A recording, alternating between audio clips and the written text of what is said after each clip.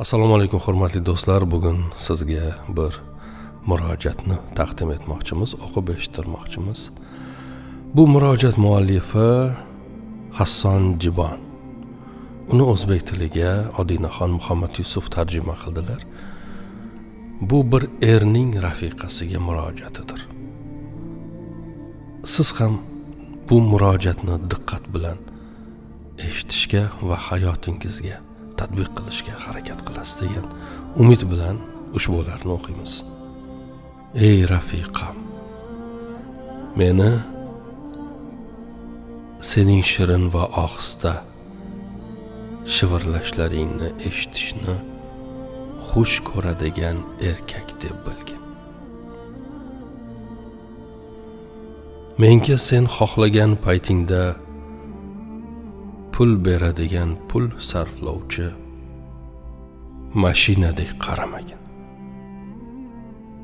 Menga ehtiyojing tushadigan vaqtgacha tashlab qo'yadigan bir buyumingdek qaramagin. Shunday bo'lginki,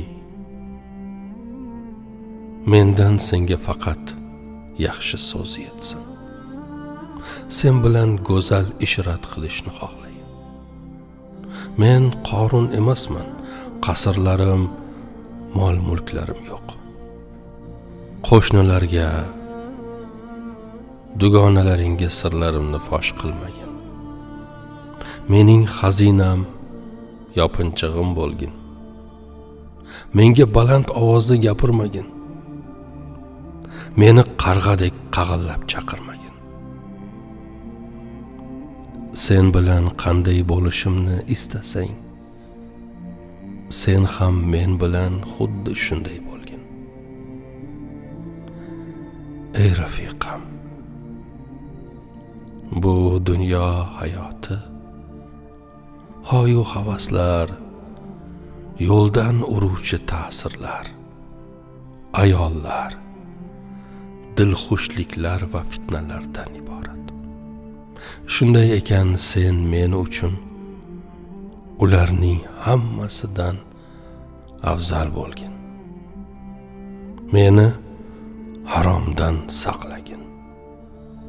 Surating ham, sirating ham, axloqing ham go'zal bo'lsin, toki sendan boshqaga qaragim kelmasin.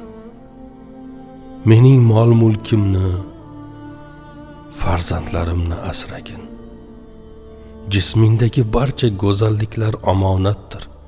Bu go'zalliklardan faxrlanib, to'y-hashamlarda, marakalarda ularni mendan boshqalarga ko'rsatmagin.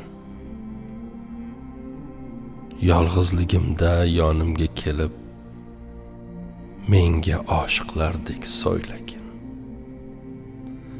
Zero yolg'izlik vijdonni o'ldirur.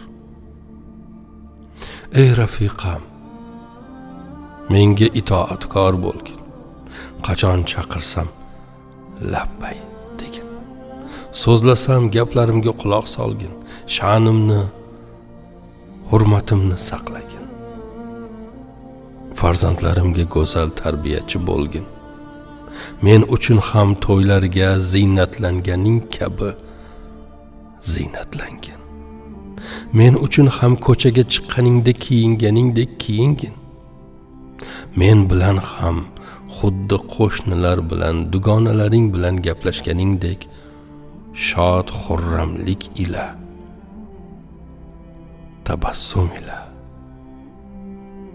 shirin til ila so'zlashgin. Ba'zida dunyo ko'zimga tor ko'rinib ketsa, sherdek na'ra tortishim, dengizdek mavj urishim mumkin. Bunday paytlarda musichadek muloyim bo'lib, g'azabim olovini so'ndirgin. Nabiy sallallohu alayhi va sallamning ayollaridan o'rnak olgin. Ey rafiqam, dunyo bir dengizdir. sohili oxiratdir. Unda suzuvchi qayiq esa taqvodir. Har bir inson ana shu ulug' safardadir. Mening haqqimda ham Allohga taqvo qilgin. Ey rafiqam, sendan iltimos. Senga muhabbatimni nafratga aylantirma. Senga sadoqatimni adovatga aylantirma.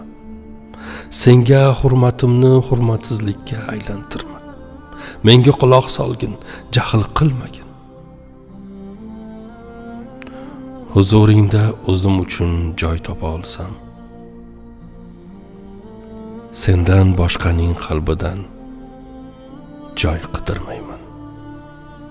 Sen bilan halovat topsam, ro'zg'or tashvishlaridan, farzandlarning shovqin suronidan, oxiri tugamas talablaringdan uzoqroq ketib, o'zimga xos bir burchakda vaqti bilan ko'rishib tursak, tuni bilan do'stlarim huzurida bedor bo'lib, o'yin kulgu qilmayman.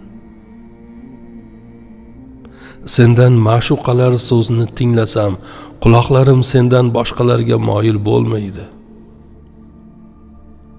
Ko'zlarim sendan boshqalarga zavqlanib boqmaydi. Bir kungina mening eng katta boyligim bo'lsang, sendan boshqa boyliklarni qidirmayman. So'nggi so'zim. Sen sarvari koinot Sayyidimiz Muhammad alayhissalom aytganlaridek bo'lgin. U zotdan qanday ayol eng yaxshi deb so'rashdi. U zot qaraganda ko'zing quvonadigan, eriga itoat qiladigan, erining moliga va sha'niga xiyonat qilmaydigan ayol dedilar. Allohim holimizni isloh qilgin. Bizga baxtiyor oilaviy hayotni in'om qilgin. Amin.